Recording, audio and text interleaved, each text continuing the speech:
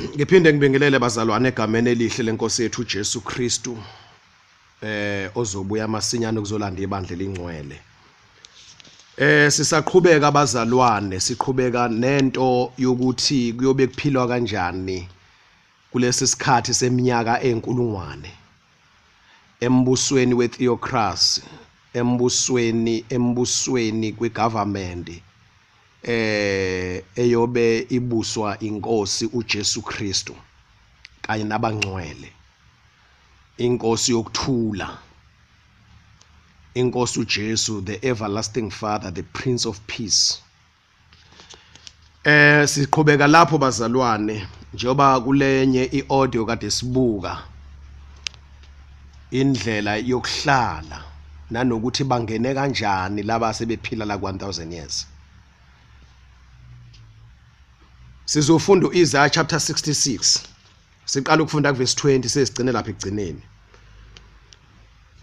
Sibheka abazalwane impilo, into esizoyifunda lana, kukhulunywa lana ngabantu abangaphandle kwethempeli noma kweJerusalema. iJerusalem lizobe lilaphana eMiddle East kwaIsrael. La ikomkhulu likaJesu lizobe likhona.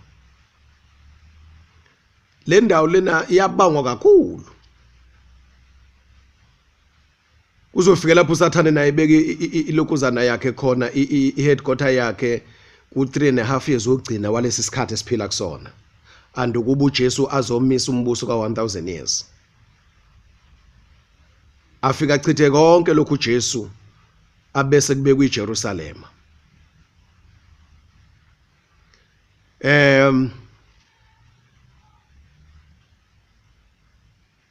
Iprofeto eziningi zeBhayibheli ziyakhomba ukuthi ila uJesu ezobehleli khona, ebusela khona, elawulela khona umhlaba wonke. Impilo izobe iqhubeka ngaphandle kwesizwe sokwaIsrael, lapha ngaphandle kuzobe iqhubeka impilo. Abantu bakhe izindlu, bakhe imizi yabo, betshala abantu. Then i-transport izobe isetshenziswa, kuzovela kulama verse esiwafunda njengamanje. Asiqala ukufunda verse 20 ke, Isaiah chapter 66 from verse 20. Bayoletha njengomnikelo kusimakade bonke abafowenu bevela ezizweni zonke, ngamahashi, ngezinqola, ngezinhlaka, ngeminyuzi nangamakameli, bayoza entabeni yami engcwele iJerusalema. Intaba kaSimakade, intaba kaJehova, intaba kaBaba utho sezulu, intaba kaNkulunkulu omuhle ongcwele ophila kuze bephakade, iJerusalema. Then uma kukhulunywa ngeJerusalema kukhulunywa ngentaba kaJehova. Uma kukhulunywa ngentaba kaJehova kukhulunywa ngeJerusalema. Bayakuletha lezi zinto ke besuka ezweni zonke. Kusho uSimakade njengalokhu abakwaIsrayeli bewuletha umnikelo wabo ngesitsha esihlambulukileyo endlini kaSimakade. Indlu kaSimakade ithempeli. Intaba kaSimakade iJerusalema. Ngiyakuthatha abanye kubo babe ngabapristi nabalevi, kusho uSimakade. Njengalokhu izulu elisha nomhlaba omusha engiya kukwenza kuyakuma phambi kwami, kusho uSimakade. Kanjalo izizukulwane zakho negama lakho kuyakuma. Kusukela ekwethwaseni kwenyanga kuya kwenye, kusukela kwelinye isabatha kuya kwelinye, bonke abantu bayofika bazokhuleka phambi kwami, kusho uSimakade. Ngifisa ukuyichaza kancane lento bazalwane. Uyabona ukuthi ngaphandle kweJerusalema la kuthiwa ilanga alisadingeki khona, ngoba inkosi uJesu inkazimulo yayo yobisikhayinsela. Kodwa ngaphandle kweJerusalema kuyokube kukhona ilanga nenyanga njoba kukhona njengamanje. Wayisisho njalo ngoba igama lenyanga alibhaliwe lana. Angeke kube khona isabatha usuku lwesikhombisa lokho kuthiwa umgqibelo, Saturday. Then from Saturday to Saturday, from isabatha ke sabatheni, kusho ukuthi kobe kukhona ukubalwa kweinsuku, ngeke ibalwe insuku lingashoni ilanga kungasi. Yabona? Kuswela ukuthwasa kwenyanga kuze kube sekuthwaseni kwenyanga, usho ukuthi ukuthwasa kwenyanga uqala kwenyanga kuze kube sekuqaleni kwenye inyanga futhi. Kusho ukuthi sobe zikhona inyanga neminyaka ikhona. Ingakho kuthiwa 1000 years kuyabalwa. Kube kubalwa lapha ngaphandle. Kodwa ungakudidanisi neJerusalem. eJerusalem la sobe sihleli khona. Siyobe singaphakathi siphambi kwenkazimulo kaKristu Jesu. Asilidingi ilanga lapho. Inkazimulo yobisikhanyisela. And asilali lapho ngoba sesemzimbeni kamoya. Ubusuku abukho. Kube kukhanya kuphela. But mawuphumela ngaphandle imini nobusuku kube kukhona. Verse 24, bayophuma babone izidumbu zabantu abaphambukile kimi, ngokuba impethu yabo ayikufa nomlilo wabo awuyikucima, bayoba yisinengiso kubo bonke abantu. Ngicela ukuyichaza futhi lonto bazalwane. Into ezokwenzeka uma izizwe zomhlaba ziletha imhlatshelo njengoba uNkulunkulu uzokhetha abapriest nabalevi, ngaphandle isystem yokukhonza kuyobe kule system ekwi-Old Testament yakwa-Israel yamaJuda ekhuluma ngesabatha, ekhuluma ngemhlatshelo neminikelo nabapriest. So kuyobe kukhonzwa kanjalo bamazi uNkulunkulu, baletha imhlatshelo lapha eJerusalem, baletha ingcebo yabo eyi-worship ezoletha beletha homage, beletha ukuzothobela, uzosubmit, uzo-honorish uJesu, bazom-acknowledge ukuthi uyinkosi. Onke amakhosi ayobe khona ngaphandle laphana emhlabeni wonke ayoletha izipho lapha eJerusalem. So ke lapha before bengena eJerusalem, ngaphandle kweJerusalem umgodi wesihoko ubuvuliwe, kubonakala idumbu, abantu bekhala, abantu bobe bekhunjuza, babo bephila 1000 years ukuthi labantu babonile labantu kulomhlaba omdala, bajeziswa, manje bayahlushwa ngempethu engafi nomlilo ongacimiyo. And indlela okube kunuka ngayo, kukubi ngayo, lokho sikuthathele kuthini bayoba yisinengiso kubo bonke abantu. Into eyisinengiso, into enyanyekayo, bayonyanyeka kube kuyisinengiso, yebe inyanyisa leyanto. And iyisikhumbuzo sokuthi abantu njengoba uJesu ebusa njena, abantu abahlubuka, abantu abangalalelanga, nansi into eyenziwa kubo. So ukuze laba njalo baqhubeke bethobela uNkulunkulu. Kodwa ke kuyadabukisa nokho bazalwane uma ufunda ke incwadi yesambulo ngaleni ukuthi after 1000 years kunenkumbi zabantu eziyohlubuka ilandela uSathane. Iyadabukisa lento bazalwane. Njenganamhlanje nje uNkulunkulu usenzile umusa kulezi insuku zokugcina ngoJesu Kristu ezosifela esiphambanweni. Kodwa still abantu bayaqhubeka abadla izona and bazidla ngisho sebethi basindisiwe. Bengithi angiveze lokho bazalwane kule recording ukuthi kuzobe kuphila kanjani, iziphi izinto ezivezwayo ku 1000 years la kuzobe kubusa khona inkosi yokuthula, inkosi uJesu Kristu ebusa nabo bonke abavusiwe ovukweni lokuqala, abahlwithiwe.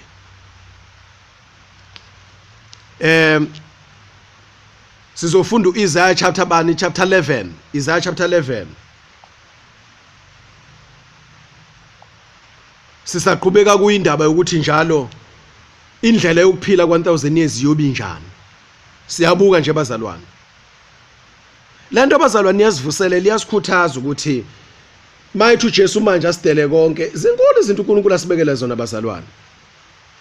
Ngeke ngathi kwenye audio bazalwane ngikhuluma ukuthi singalahlekelwa ukukhona ngongekho. Isethembiso sikaNkulunkulu sithi bonke ababi bazochithwa, bonke abangalaleli bazochithwa, bazohlulelwa. Manje kusizana ukuhamba nabantu ababi nento zabo ezochithwa nalomhlaba abazalwane usazoncibi yonke into izoncibikiliswa ngomlilo ishiswe umhlaba wonke namazulu kuzobhidlizwa lokho khona corrupt uthi uNkulunkulu lapha ku-Isaiah 66 lasifunde khona ukuthi umhlaba omusha nezulu elisha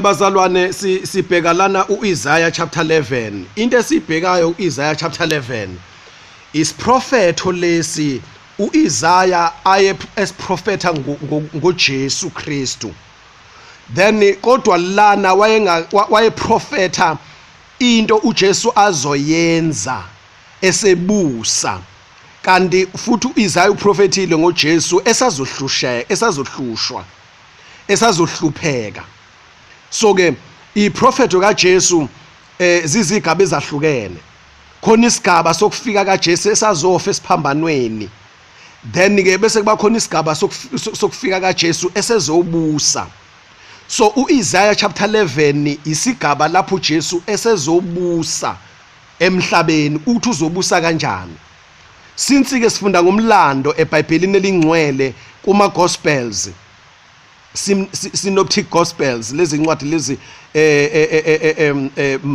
Matthew, Mark, Luke, John kanjalo impilo kaJesu masifunda lapho sibona uJesu ezalwa ekhula ehlupheka afike lapho uJesu ebulawa khona evuka ehlala insuku ngamashumi amane emhlabeni efakazela ukuthi uvukile bona abaningi abaphostoli bakhe simbona uJesu enyukile ezulwini ehlala kosomnene sikaNkuluNkulu then bese ingilosi ithembisa ukuthi njengokhupho wakhe uyobuya kanjalo sibona lokho lapho kanti bakhona abaprofeti kwiOld Testament abaprofete ngokuthi uJesu ukufika kwakhe kwi-second coming uzofika abuse kanjani and embusweni wakhe impilo iyoba njani izimo zokuphila izimo zokuhlalisana ziyoba njani igovernment yakhe noma igoverning yakhe noma igovernance yakhe kuyoba njani bazalwane sizoqala ukufunda uIsaiah chapter 11 verse 1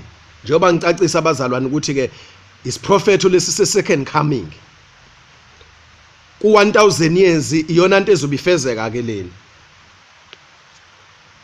verse 1 kuyakuvela ihlumela esiqwini sikaJese kumile igatsha ezimpandeni zakhe lithele umoya kaSimakade uyohlala phezulu kwakhe umoya wokuhlakanipha nokuqonda umoya wamasu nowamandla umoya wokwazi nowokumesaba uSimakade intokozo yakhe iyakuba sekumesabeni uSimakade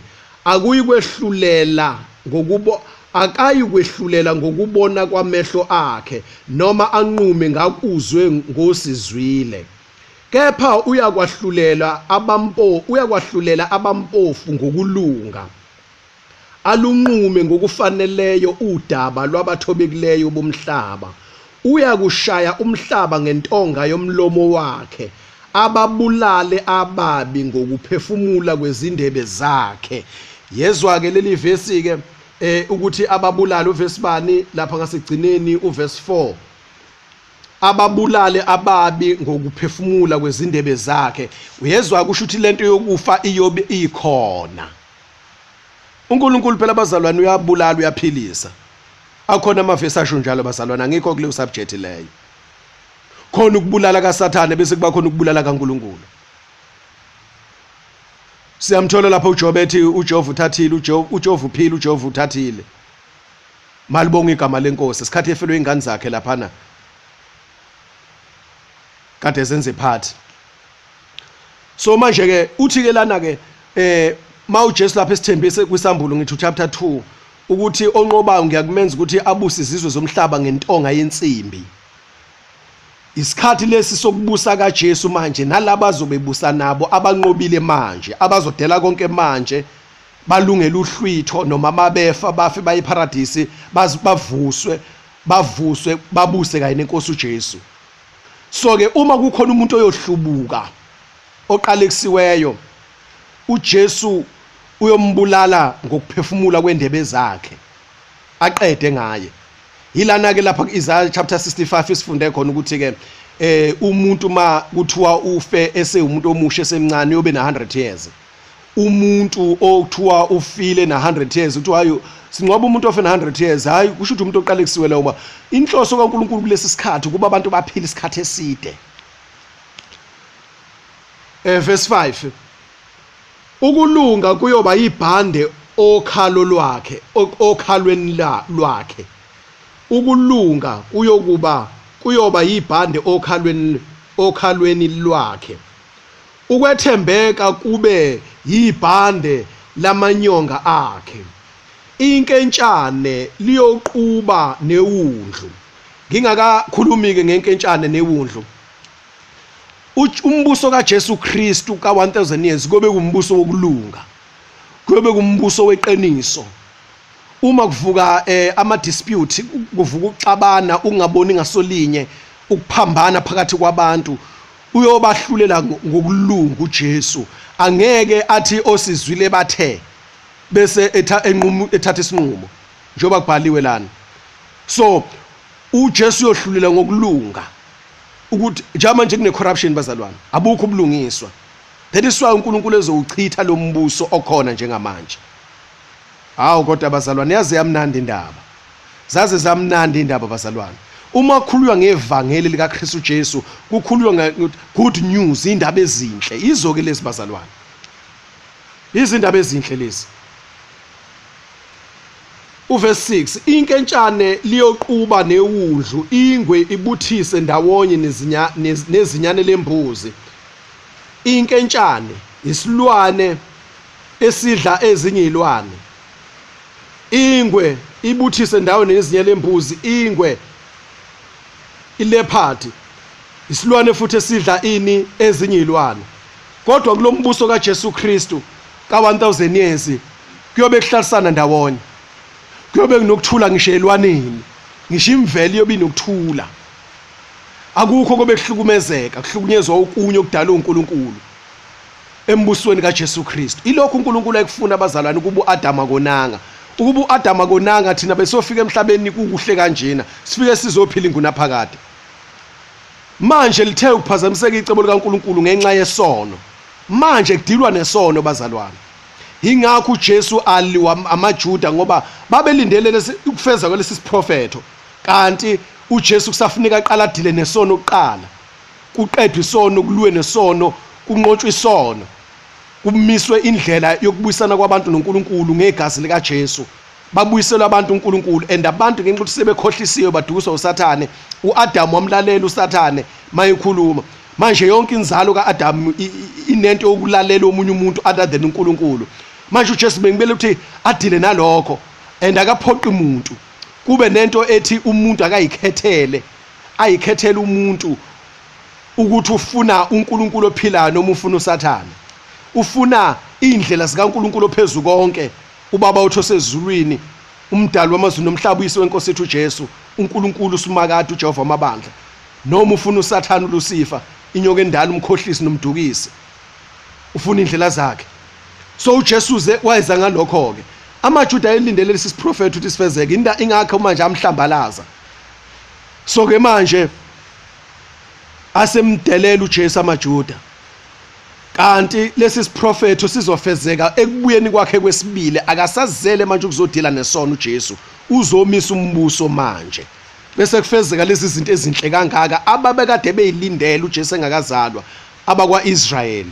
Mayefika uJesu ayifezeki. Manje izofezeka ke bazalwane lana kwi second coming.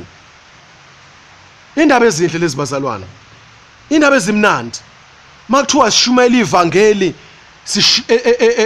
le ndaba ezinhle ivangeli lombuso kaNkulunkulu. Yiwo kumbuso wezulu lona. Umbuso kaJesu Kristu. Right. Uverse bani? Sifunda manje ke bazalwane uverse 6. Okay siyaqedela lapha kuverse 6. Ithole nebhongo lengonyama kukhuluphaliswe ndawonye. Kusho ukuthi kuzodla ndawonye. Kuqhutshwe ingane encane. Yezwa. ilwane ezingozi kodwa izoqhutshwa ingane encane zizobe zitamed ilwane ziqedwa amandla asikho isilwane esolimaza esinye azikho ilwane ezolimaza abantu kulombuso lona bazana nikube kumnandi bazalwane asitele konke bangcwele vuma nje enhlizweni yakho uthi ushiye izinto zalesi sikhathi kuba zonakele nanku umhlaba uJesu azobe abantu bephila kuwo kumnandi andithina lapha njengamanje bazalwane njoba uNkulunkulu esithuma sishumela nje sifundise kanje sikhulume kanjena lento ifana nama elections yabona mabe kuzovotwa ama political parties ayakhankasa abanikazi bawo bayakhankasa nabalandeli babo then bese kuthi uma sebekhankasile bese ukhankasela ukuthi ubani ozoba upresident obani abazoba ngama ministers lapha na kwi national cabinet obani abazoba ngama premiers obani abazoba imeya kanjalo kanjalo amakhansela kuyakhankaswa bese abantu befaka ekhundleni so ke manje masishumayela ivangeli abantu bevuma ukusebenzela umbuso kaNkulunkulu wodwa ungaxoxwe nalutho basebenze ngokwephiwo zikamoya ngokwenkonzo uNkulunkulu abaphe zona ababelwe zona ngokuphiwa uNkulunkulu hayi ngokuyikhethela kwakho umuntu hayi ngokuthanda kwakho umuntu uthi mina ngithanda lesasiphiwo mina ngithanda ukhonza uNkulunkulu ngalendlela no bakhonze abanye abazalwane bekhonza uNkulunkulu ngokuseva abanye abazalwane so ke lokho singagoqa ngokuthi ama elections baningi babiziwe baningi basindisiwe baningi bashunya iziwe ivangeli likaKristu Jesu kodwa abayingcosana abakhethiweyo abavumayo ukuthi uJesu Kristu inkosi abavumayo uyihlukanisela uNkulunkulu bayingcwelise badele konke kwezwe then ke uJesu yobebusa nabo labo bantu lapha na kuma gospels khona lapho kubhalwe khona ukuthi ngicabanga ukuthi umfanekiso wamathalente ngicabanga ukuthi uMatthew chapter 25 ungixolela mangakhotha ngakahle la kuthiwa khona uJesu lo owanikezwa amathalente awu5 wasebenza wazuza amanye amathalente awu5 then ekubuyeni kwenkosi yabo onikezwe 5 wazuza 5 onikezwe 2 wazuza 2 but onikezwe 1 walifihla yena wangazuza lutho lo zuze 5 enikezwe 5 kwathiwa lo akaphucwe wasethi uJesu ongenalutho nalokho anakho uyophucwa khona then onakho uyonikezwa kube kuningi so ngokusebenza kwakho ngangalokho onikezwe khona then uyokwabelwa ukuthi wena ubusa kanjani njengoba namanje kuyo ngokusebenza komuntu ukuthi usebenze kangakanani ekhankasa liwini iqembu lakhe abeseba upresident then omunye abe minister of education minister of justice minister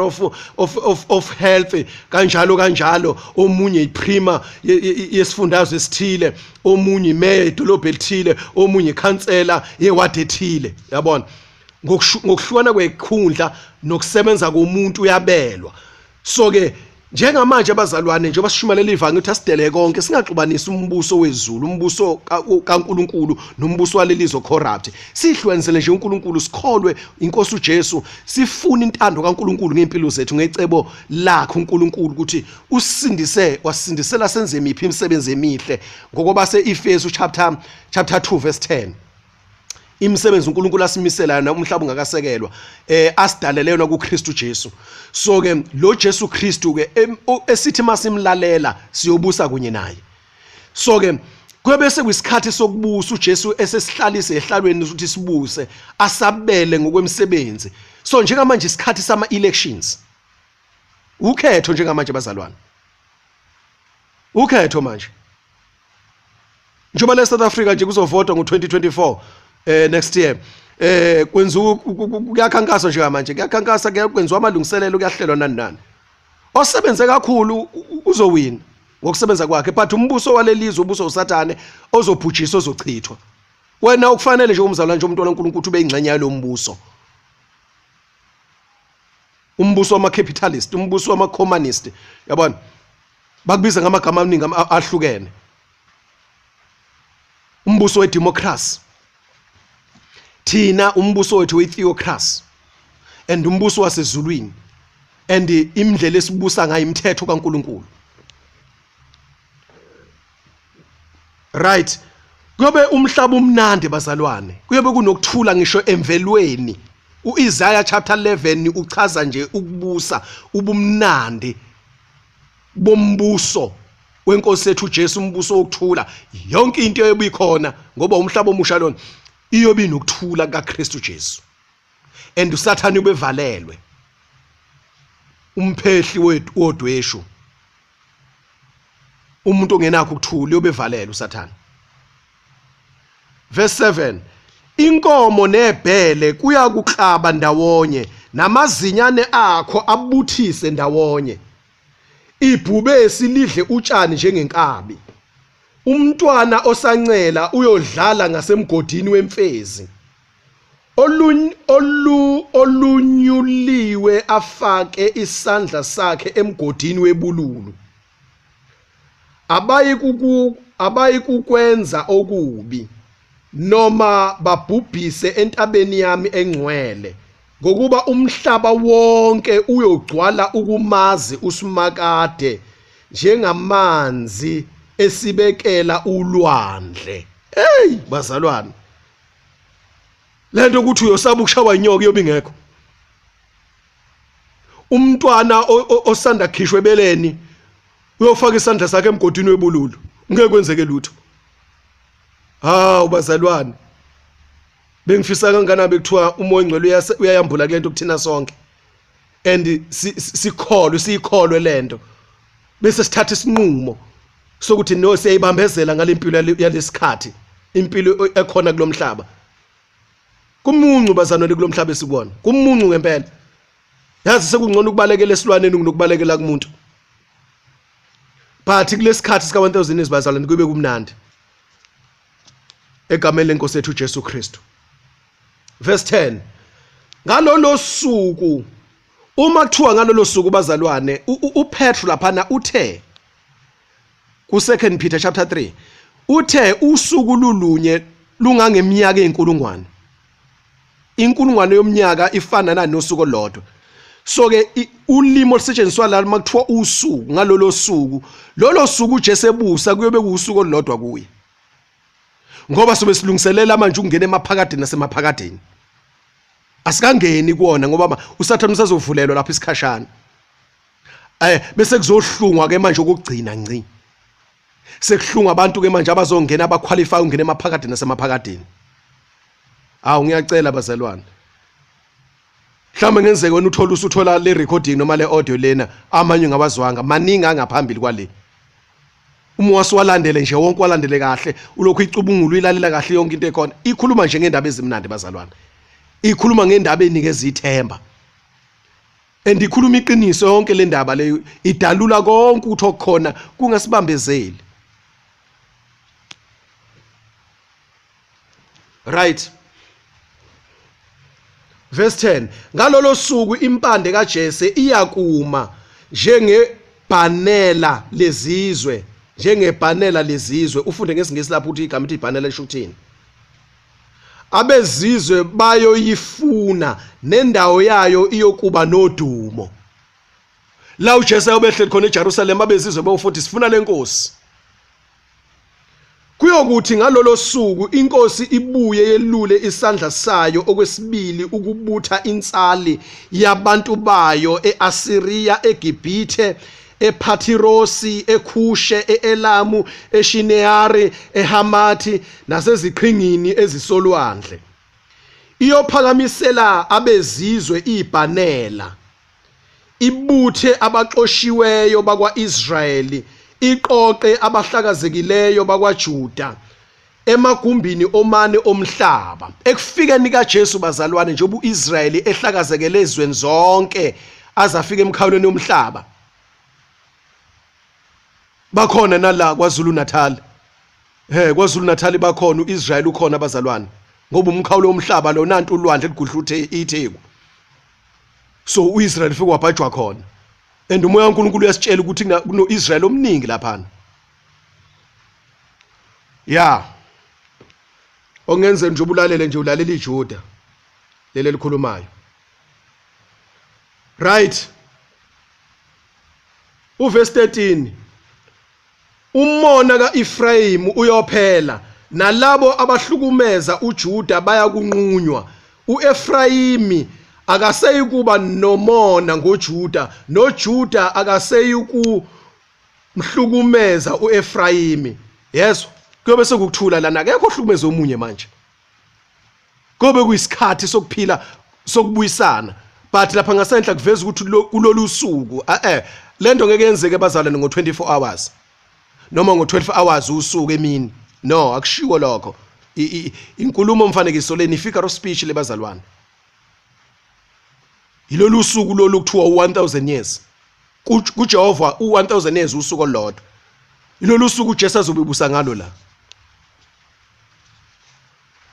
Ayibalwa iminyaka ubusuku abukho. Verse 14, bayohlangana bahlasele amaFilisti entshonalanga, baphange abantu basempumalanga, bayakumelana nabakwa-Edomi nabakwaMowabi nakwaba-Amori ayoba ama-Amori akuba ngaphansi kwesandla sabo. Lento uthi kuyohlaselwa labantu abagqilaze uIsrael njengamanje, kuyobe kulanda uIsrael bahlaselwe, uNkulunkulu ubethatha ngokwakhe, bese laba bezizwe benziwa babe ngaphansi kuka-Israel, babe imisila, babe ngama-followers, uIsrael abe inhloko, abe leader yabo. Verse 15, uSimakade uyoqalekisa itheku lolwandle leGibhithe. Yabona, itheku lolwandle, itheku lolwandle leGibhithe, anyakazise isandla sakhe phezu komfula, awuhamukise ngekhoza lomoya wakhe. Khona umfula omkhulu lapha eGibhithe, iNile River. Khona neminye imfula futhi lapha eMiddle East okuthiwa iEufrate. uNkulunkulu uzowumisa ngomoya wakhe, awuhamukise wome, uzowuqeda. Ukwenzelani lokhu uNkulunkulu na? Awushaye ube yimifudlana eyisikhombisa, ongayiwela uhamba ngezinyawo. Yeso, kuyoba khona umgwaqo wensali yabantu bakhe eyosala eAsiriya, njengalokhu kwakunjalo kuIsrayeli ngosuku akhuphuka ngalo eGibhithe. uNkulunkulu uzobe sehlela manje nemfula ukuthi kube nomgwaqo manje, abantu bakhe lapho bekhona eAsiriya bakwazi ukuza lapha eJerusalem. Ngophela bengasekho lezi imoto lizekhona njengamanje namabhanela wakhona, kube sekhanjwa ngamahashi njengoba sifundile kuIsaiah chapter 66. Adonsi inqola, hanjwa ngamakamela. Bazalwane, uNkulunkulu unemcabango emihle ngathi. uNkulunkulu usifisela okuhle kodwa, uNkulunkulu usimisela okuhle kodwa. Inkinga nje thina bazalwane, sithakathiwe, siluthiwe, sidukisiwe yilokho esikubonayo manje okonakele, okucorrupt emhlabeni njengamanje ubuso uSathane. But siyezi isikhathi lapho uJesu azobusa khona, abe inkosi engabangiswa umuntu, and umhlaba uyobe ukwi-perfect state. Abazohlwitha manje, noma umuntu mayefa manje afe engcwele edele konke okwezwe, uzovusa obafileyo. Ohlwithweni siyohlangana naye, sihambe siyohlala naye nenkosi uJesu, siyobe sibusa naye kulo 1000 years. Lento ebhalwe labazalwane, lento esifunda la njengamanje sizoyibona bazalwane, sizoyibona.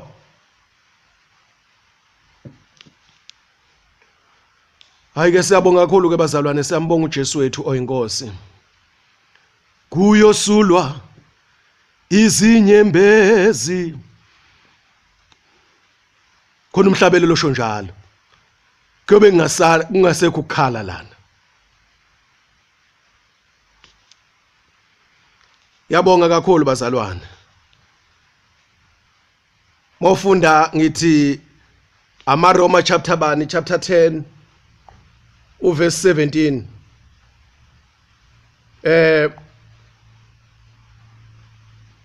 AmaRoma chapter 10 verse 17, verse 17 awukho lana. Right, Roma chapter bani bazalwane? Kwaba se Roma chapter 10. Yeah. Roma chapter 10. Ake ngicheck uverse 17 noma uverse 11 angisakhumbuli kahle. Cela ningibekezelele nje. Right. Okay. Ngakho ke ukukholwa kuvela ngokuzwa, ukuzwa kuvela ngezwi lika Kristu. Isizathu esenza uNkulunkulu athi asikhulume kanjena. Kwakhiwa ukukholwa kithi. And lelizwe silikhulumayo yizwi lika Kristu. So ke masingakhulumi kanjena akulula ukuthi udele konke ngoba ayikho into ezobuyikholwa. Ngoba ayikho into ekhulunyiwe kuwe.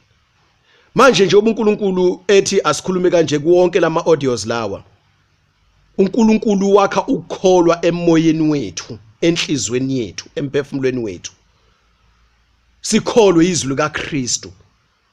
Uma sesikholwa kuzoba lula ukudedela lokho okukhona. Bese sibamba lokhu okuzoma kuze kube phakade. Nkosi yomusa sibusise. Amen.